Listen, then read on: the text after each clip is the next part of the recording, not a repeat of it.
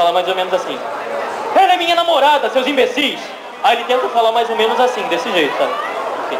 Aí, mas nada tão que ultrapasse o meu limite, digamos assim, dá pra fazer. No caso, qual foi o filme favorito do Harry Potter? O quê? Do Harry Potter mesmo. Foi o filme? Qual o filme seu favorito? O primeiro, o segundo e o quinto e o último. Mas todos menos o quarto, né? Todos menos o quarto. Enfim. Mas aí ele foi crescendo, obviamente, junto comigo, com a Luísa Palomanes, que é a dubladora da Hermione, com o Caio César, que é do Harry. A gente foi crescendo junto, eu achei isso o máximo. Que além de crescer junto, foi mantendo as vozes. Algumas vozes foram se perdendo no meio do caminho. Por exemplo, do Snape, que era o Alan Lima, ele faleceu no terceiro filme, ou quarto, não lembro agora, infelizmente. Outros problemas tiveram, mas crescer junto com o Rupert fazendo o filme, eu achei o máximo. E eu considero ele um dos melhores personagens da trama do Harry Potter, depois do Snape, talvez. Agora a próxima pergunta aqui pro Sérgio. Como e quando você foi convidado para dublar o Kiko do desenho do Chaves? Quando, assim, ano eu não sei te dizer, mas assim, foi logo que a série chegou aqui no Brasil, o que aconteceu foi o seguinte: a série, o desenho animado, chegou para ser dublado, o caminho natural era ele ser dublado em São Paulo pelos mesmos dubladores que haviam feito a série original, a série com atores, né? E foi lá para São Paulo, para ser dublado pelos mesmos dubladores. Alguns já tinham morrido e tal, mas uma grande parte ainda continuava na ativa. O que aconteceu? Os dubladores da série, eles quiseram fazer uma negociação com o SBT para dublar o desenho animado em função do sucesso da série original, né? Eles tentaram um novo acordo para fazer especificamente aquela série em desenho animado. A coisa se arrastou durante algum tempo, não se chegou a um consenso, não conseguiram chegar a um bom termo, e aí o SBT mandou a série aqui para o Rio de Janeiro. Em função desse impasse, a série foi mandada aqui para o Rio de Janeiro para testes de voz. Durante esse processo de testes de voz, não sei o que, alguns dos atores lá de São Paulo conseguiram chegar a um acordo com o SBT, e por isso algumas vozes se mantêm as mesmas da série original. Outros atores acharam que, enfim, não seria interessante fazer o trabalho, e com isso a série ficou dividida entre Rio e São Paulo. Metade é feita aqui, metade é feita lá. Dá pra notar, no caso, acho que a voz da Dona Florinda, acho que é a mesma, né? A Dona Florinda eu acho que é a mesma, caramba, hein? O Seidel, né, o Madruga, sei. Inclusive ele atualmente reside aqui no Rio de Janeiro. Isso eu não sabia. Ele mora aqui no Rio de Janeiro já há muitos anos, e ele foi quem dirigiu o desenho animado.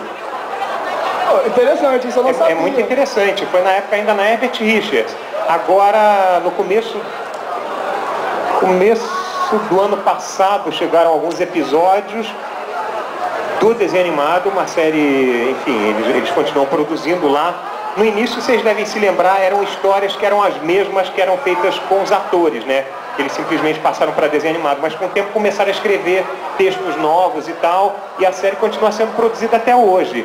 E nesse esquema, né?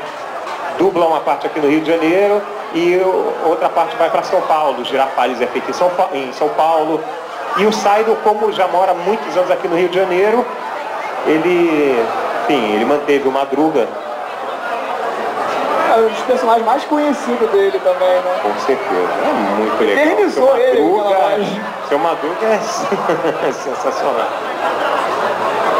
Exatamente, nem o Valdir Santana com o Homer Simpson. É o personagem.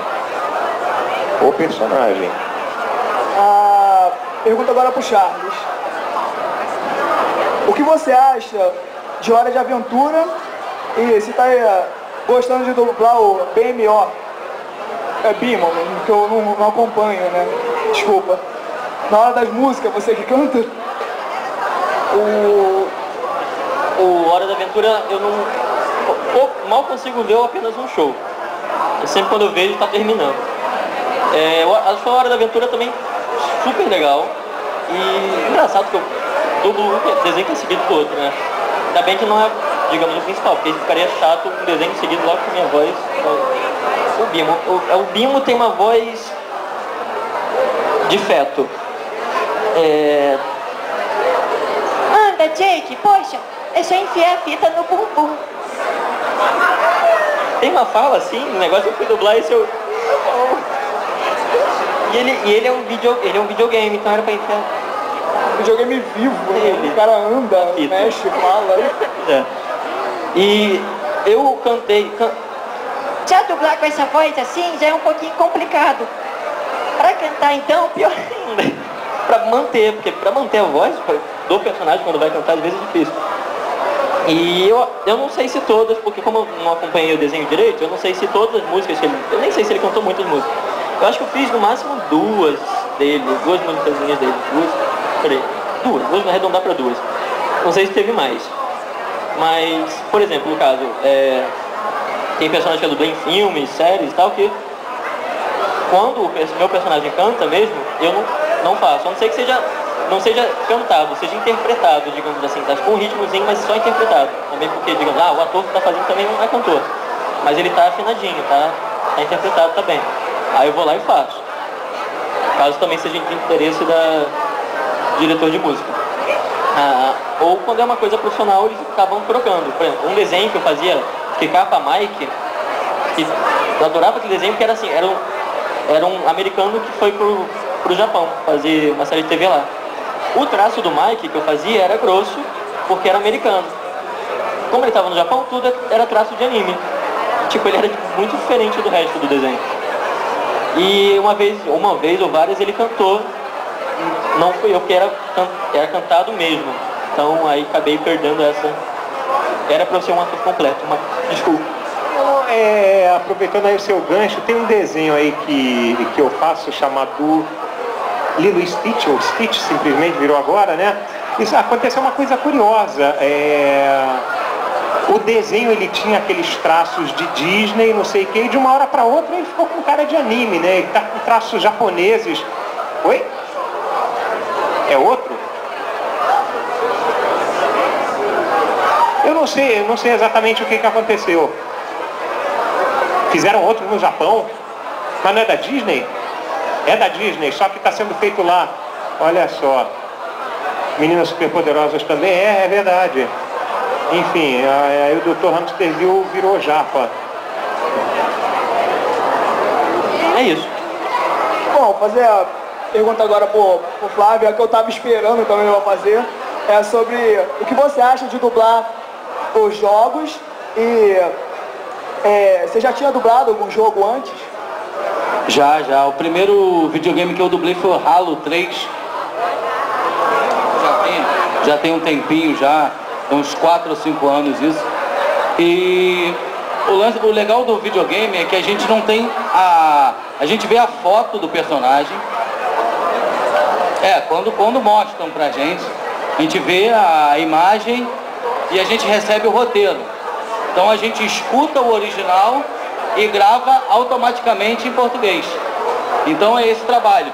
A gente tem que estar na memória com como é o personagem, se ele é mau, se ele é o vilão, se ele é o bonzinho, e vai em cima do que a gente está escutando no original.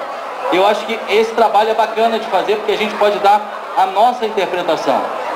A gente não tem uma imagem para seguir.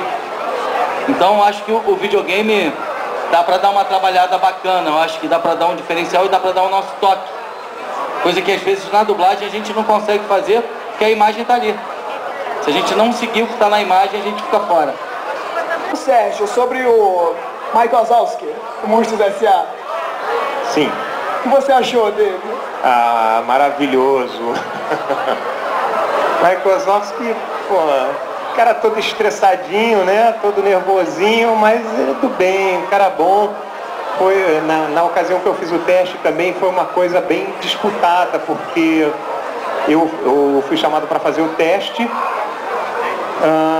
Quando terminei de fazer o teste, o diretor, quem na época dirigiu o meu teste, ele falou para mim: olha, você me deixou numa situação muito complicada. Eu falei, por quê? Ele falou, porque eu gostei muito do seu teste, só que já estava definido na minha cabeça que seria um outro ator que faria, porque também fez um teste muito bom e eu não sei agora quem escolher. Eu estou tendendo levemente para o seu lado, né? Estou com uma tendência, assim, escolher, assim, no bom sentido, gente, de dentro para fora, é claro. E aí, como a palavra final quem ia dar era a própria Disney, os testes foram mandados para lá, e lá ficou a mesma situação. Ele recebeu o informe de que eles ficaram na dúvida entre as mesmas duas pessoas e acabaram optando por mim, o que me deixou muito feliz, entendeu? Você vai fazer aquela continuação que vai ter... Pois é, agora em 2013 vai ter uma continuação. Universidade, né? Tem Universidade Monstros, que, assim, a única informação que a gente tem é que é o momento em que eles se conhecem na Universidade do Susto. Eles estão treinando, estão estudando para ser monstros assustadores. Lá eles vão se conhecer, então a história se passa antes da história do primeiro filme. E aí vai estrear em julho, lá e aqui também. O filme ainda está em fase de produção, mas parece que vem coisa boa por aí. Bem legal. Agora, no caso, você e o Charles, em relação ao apenas um show, qual assim a recepção que vocês tiveram em relação a isso? Hã? Qual a recepção assim, que vocês tiveram de terem sido escolhidos para esses personagens?